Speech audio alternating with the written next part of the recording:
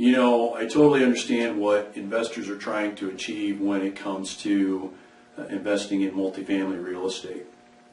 And the main reason that is because I've got what's called skin in the game. And many people will be aware of what that means without me having to explain it, but I'll just give them a brief explanation. And when it comes to multifamily real estate, I've got my own money, my own wealth, really my own financial well-being heavily invested as well in apartments. And so I know what investors are trying to do. I know what investors are wanting in terms of income. And income's important, but not only that, but we're also talking about wealth generation, increasing net worth, and using apartments as smart investment leverage to achieve financial goals. Again, whether it's income or wealth generation, net worth building, or a combination of both.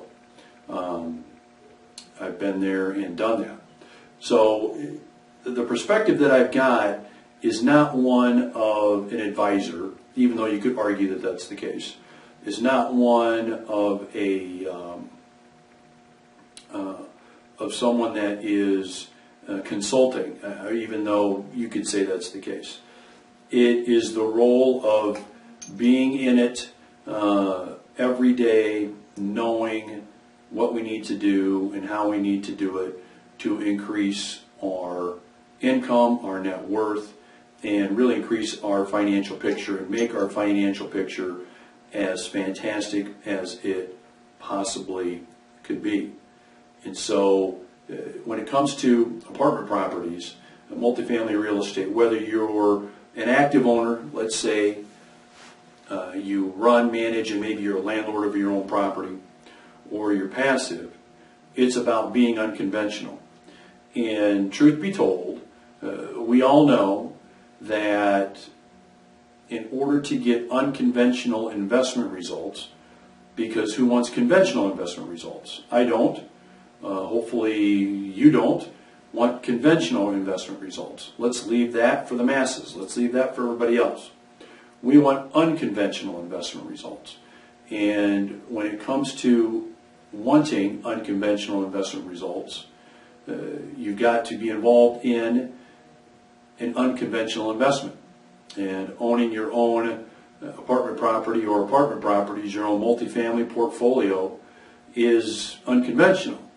Yet it is the way to produce, especially into the future. If you look into the future, where trends are going from population to income to renting versus owning, apartments are going to be the place that will be considered one of the best investments that you could make, or years from now we'll be saying could have made, is what's going to be the case. So I know where you're coming from, and I know where investors are wanting to go, what they're looking to do, and what they're wanting to accomplish, because frankly, I'm one of them. So really, there's three main trends that you are seeing right now that are affecting the values and really the future value of multifamily real estate.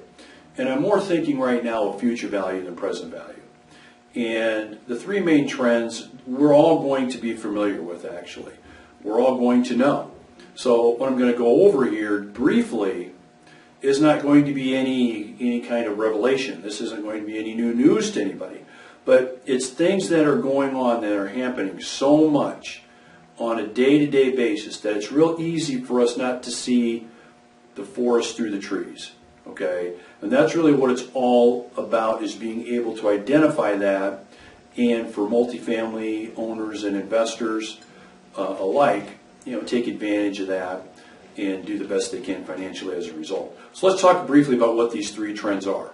And probably you're going to be thinking to yourself as I go through these, yeah, I've seen that, I understand that, and probably in your own marketplace more than anything else.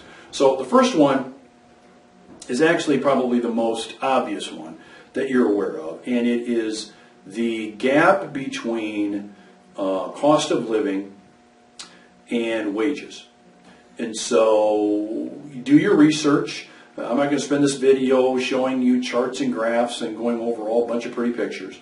But bottom line is, we know that cost of living increases are happening at an exponential rate compared to wages increasing. And so this will continue to be the case. This has been the case for years. And what's been happening with our population over the years in general. In general, we've gone from an ownership society to a renter society. And what you're going to continue to see is this gap will continue to increase, even though there's talk of higher minimum wage, even though there's talk of more salaries for maybe specific kinds of work or specific duties. Those kinds of things are discussed a lot, and there's discussion of those things probably now and will be in the future. You're still going to see this gap widening ever more. Think about it. The days of dad working at the company where his wife and 2 or 3 kids stay home, the wife stays home and runs the house and runs the family, are over. I mean, not only from a sexual orientation standpoint, male, female. I mean, living arrangements have changed a lot over the last 30 years, obviously. But I'm talking mainly from a breadwinner standpoint. There is no one breadwinner anymore. Bottom line is everybody's got to work. Okay, everybody's got to work. Mom, dad, couple one, partner 2, it doesn't matter. Pretty much everybody's got to work. And that's just to really pay the bills. That's not to have money for other things like vacations, entertainment, having fun. We're talking about just being able to pay bills. Everybody's got to work. And so the days of just one breadwinner are gone. Everybody's got to work. And then you throw in wild cards like things like college tuition, health care. You throw things in like emergency things that come up. And I could name probably a dozen more. And when you have these things happening, these wild cards enter into it, now you've really got problems. So what does this translate into? People will, for the most part, choose to do what's affordable. They don't typically choose to do what is the least expensive, or I just say the cheapest. Otherwise everybody would be, living in a box somewhere. No, but what is affordable? And what you've been seeing, the trends being, because of this gap between wages and cost of living, is more and more people are choosing and wanting to rent. And it will continue to be the case in years to come. Again, that's not anything that's probably new or a big revelation, but that is what's happening, and you're seeing it, I'm sure, in your marketplace wherever you're at right now. So that's number one. Let's go to number two. Number two may be something that you may not expect me to talk about, but it's happening all around us, and it's happening by the minute. And that is unrelated social and political investment events affecting investments, especially conventional investments. Okay, so things that happen in the social world and political world, both nationally and globally, on a day-to-day basis, affect conventional investments dramatically, don't they? Okay, so you look at the stock market, for example. Stock market is affected, no matter how well it's doing or how poorly it's doing, by news. And unfortunately, for investors in that market sometimes, the news can have nothing to do with their investment, but it will negatively affect their investment nonetheless. And that produces volatility with those investments. So in other words, you could be heavily invested in 3 stocks of 3 companies. You name the companies. Okay? And there's some issue that comes up socially, politically, We could even name a terrorist attack or some kind of a terrorist thing that happens. Once again, the list is long. What's going on with trade, foreign countries, political things with foreign countries.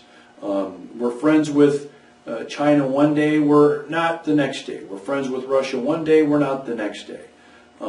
Heck, even a tweet sent out by someone with political clout or social clout can affect things. And so now the markets are affected by what happens in North Korea tomorrow, or what happens here at home, either in Washington, D.C., or some other political event or social event that happens. Unrelated to your investment. I call them unrelated investment events. So if you think about it, you can't go a day without hearing about some unrelated event happening, either socially or politically. And what does this do? It affects the market. It affects the conventional investment markets. And this will evermore be the case. And so let me ask you a question. You're running a pension fund. You're running a large, say, family office. It doesn't matter whether it's large or small, really. You're the one making decisions on where to invest money. Do you want to be always exposed to something as volatile and uncontrollable as a political or social event affecting your investment? I mean, the answer for most people is no, you don't. So you need to be thinking of placing at least some of your wealth in a place that is not affected by it. And that, of course, is multifamily real estate. So think about it. It doesn't matter what happens overseas, at home, socially, politically, Republicans, Democrats, independents, trade, no trade, we could make a long list. People still have to have a place to live. Okay? The apartment buildings are still going to be there, and there's still rent going to be paid no matter what happens with these kinds of events. Okay?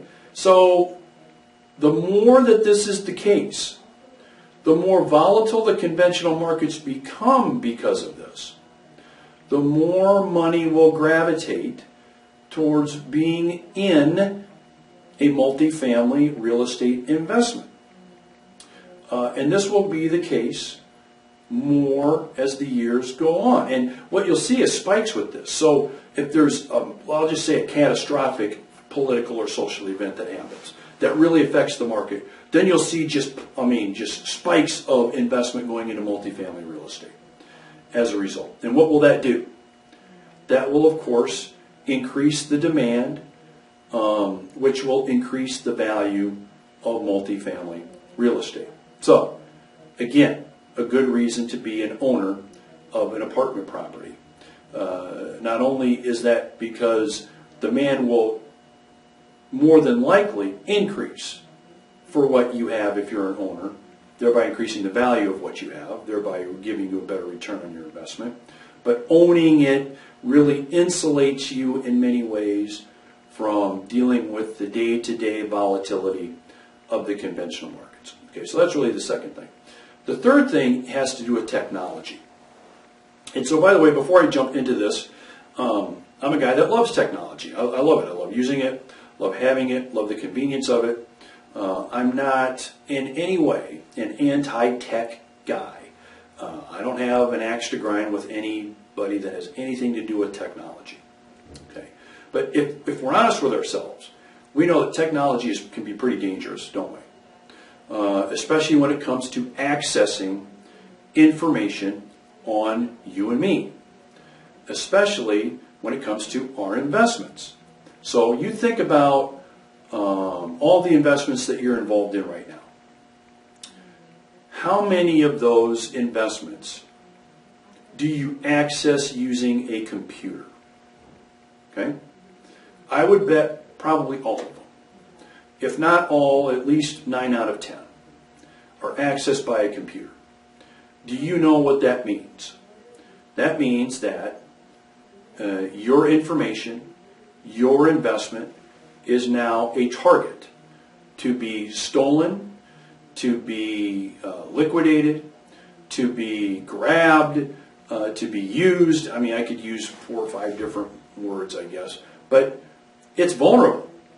It's vulnerable. And I don't care what companies say about their security precautions, their firewalls. It doesn't matter. It's vulnerable. And by the way, if you have even a CD at the bank, okay, you got a CD at your local bank, it's vulnerable. It's vulnerable because it's all that information is hooked up to a computer, to a network, to the internet, somewhere. And the people, the bad guys, folks, that find this information and steal it, unfortunately, they know more than the good guys on how to do this and are better at it than the good guys. That's how they steal millions of account information from people, from Fortune 500 companies all the way down to small businesses every day. And don't you think that these businesses, especially the large Fortune 500 businesses, spend tens of millions of dollars to prevent this? And it happens. Okay. So, not only that, then you've got things like flash crashes, changes in investment values literally overnight, or when the market is closed. You got wild swings happening because, again, of technology. And really, if you think about it, technology is convenient, but it is a huge enemy of the investor because it makes you so vulnerable. It makes your information so vulnerable. And makes your investment, frankly, vulnerable to be pilfered. And you can be the most careful person in the world, but if there's bots attacking your Wi-Fi, if there are people in boiler rooms trying to steal your information and get what they can, they're going to get it. I mean, how many stories do we hear of this happening to people all of the time? And here's the bad news. It's going to get worse because it's an easy way to steal money. And it's an easy way to steal information. It's going to get worse. I don't have to have a gun in my hand and hold it in somebody's face to get what I want. I can sit behind a computer and do it. That's what troubles me. And that is another reason why you will see the interest, the demand for multifamily real estate continue to increase. Because again, it is pretty much insulated from these kinds of events. I mean, you can't break into our 100-unit apartment complex. Get your computer out, hire the best technical criminal you can find, pay him however much money you think you can, and he's not going to be able to break into our building or our buildings. Okay? They are insulated from these kinds of events, which again is reason why more and more investors, large and small, will choose to go to and direct their monies into multi-family real estate. Okay, so those are really the top 3 reasons that you're going to be seeing apartment property values increase, rental income increase, rates of return for these properties increase. But here's really the bottom line, and here's kind of the punchline to all of this. With all these 3 things going, and there's a few more things too that I won't include, but with these 3 things going, what will more and more investors want to do? They're going to want to own this investment. They're going to want to have this investment. Okay. What will this do? It will increase the value of the investment simply from a supply and demand standpoint. Okay. So where do you want to be? Do you want to be the investor 4 or 5 years down the road that's finally decided to own some of this because of what we're talking about? Or do you want to be the investor that wants to own it now and then look at what you have 4 to 5 years from now? I mean, I think the answer to that is pretty obvious. So look around in your own marketplace, in other markets, and see if what I'm talking to you about is the case. And what you'll find is, especially after you do your own research, that it's going to be an interesting and profitable time to be an owner of multifamily real estate in the coming years.